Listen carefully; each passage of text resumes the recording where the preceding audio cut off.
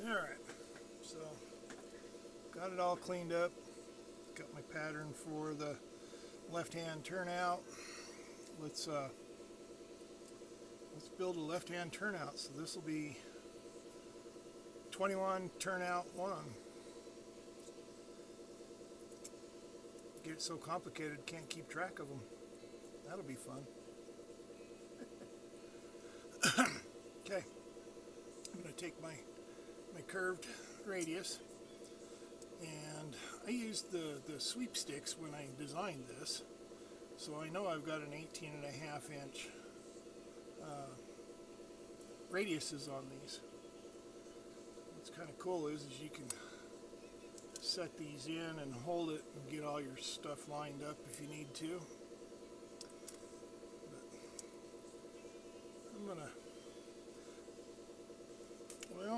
I'm gonna get ahead of myself there. We need to get some ties in. So let's get a couple ties prepped up here.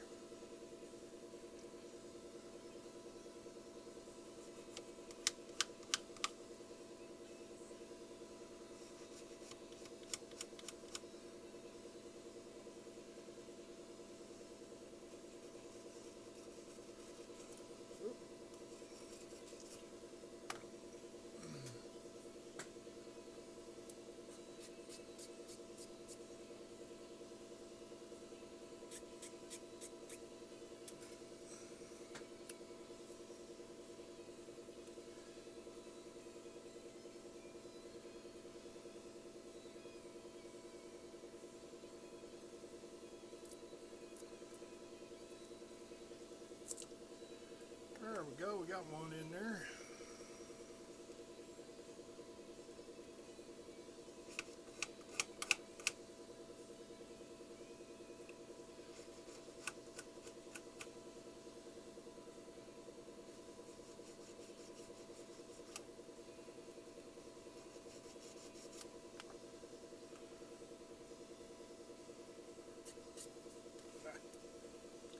Drop the file. Makes it hard to work with them that way.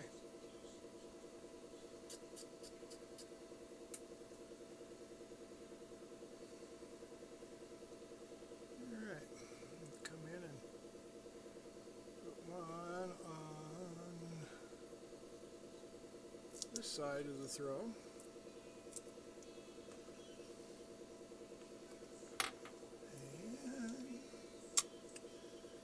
Work up the ones that go for the throw bar and the two longer ones. And let's see, I will be putting one in the spot there where they recommend. And I think I might bump this one out so that I've got two woods, and then that'll make a pretty stiff box right there. And when we come up here, I will put the one there, but then I always double these, and then going outwards, because I don't like to just have one where you cut the frog and you only hook to one rail, so I'll put two in, so I'm hooked to two rails, and that will hold these joints a lot better. So I'll come back and put one in here and have two. Just, I mean, when you're building them in the jig, that's fine, but when you're doing them by hand here, it's too easy to bump, jig, twist something, and it seems to knock them out of alignment or tear them up. So I overbuild, and in the long run that'll probably be good on the way out that way too.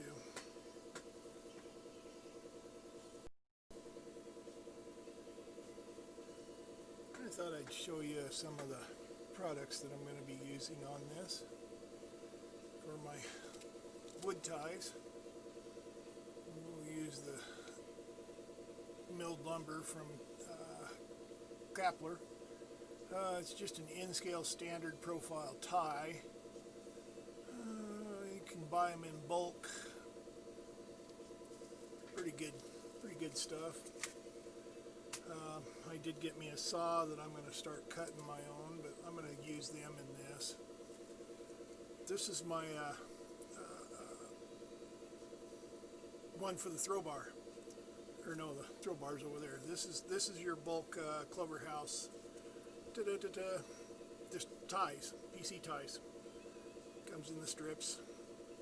Pretty good way if you don't have any way of cutting them yourself. I do have a shear, so I'm cutting my own. And then I got a turnout throw bars. I got quite a bit of this left, so that's going to build quite a few turnouts still yet. So yeah, so you just use just a little bit of them at a time. Or another good economical way is to get them through fast tracks. Now this was before they had their custom line of ties. Now you can get them from, oh no, they were from Alberta scale. Okay, but they've changed their packaging and stuff. But these are, I think they're done with the mill. They're precise cut. I don't think they're just sawn with a table saw. So that's a pretty good deal there. And then you got personal ones. These are ones I just chopped up out of PC boards. So they're all different varying lengths, so you just kind of find what you need and go. So I'll be working up some of them and get it all prepped. Alright, so I've been laying out the PC ties. You can see I used a straight edge so they can get them all straight. These are all graduated, so you can kind of cut them by hand and they look good no matter what. But if you get that little bit crooked, it's definitely can be seen. So I've been using my spacer. Another good thing about this spacer, I built it out of a spring steel wire and only soldered it on one side so that you can do, get it laid in there. Now I've got that one placed where I want it. Now if I take and give this a twist, it will, that's about right. It will give me an array, which means that I can keep these ties going straight around a corner. And of course, the harder you bend it, the tighter your array can be, but that just saves a lot of geometry. You can move this back in there again. Come in for the next one. Lay that in there. Oop. Oh, that one didn't stick down very good. Of course, being I got this on video showing you how cool this is, it's not going to work right. It's going to give me fits. Alright. You get it to lay in there like that. And you stick it down into that glue.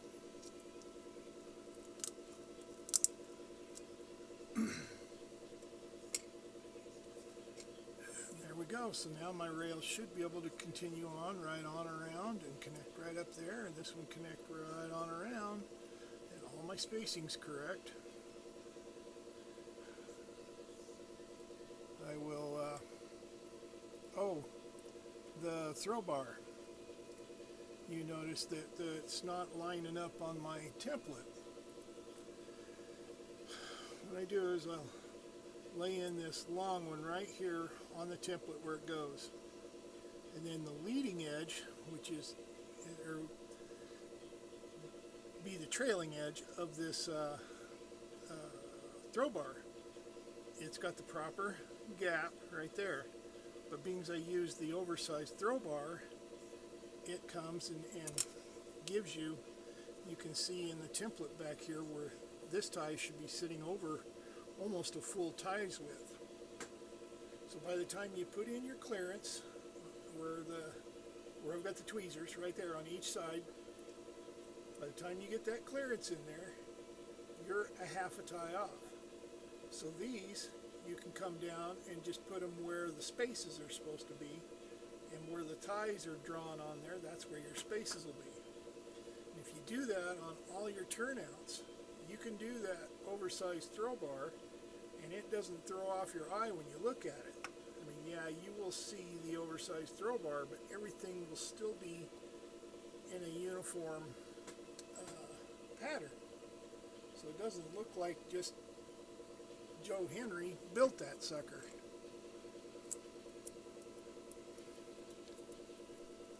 And we'll push all this down good into the glue.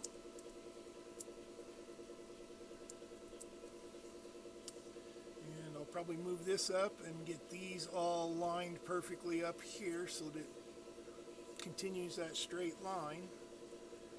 And then start prepping some rails. I think I'll save that for the next video.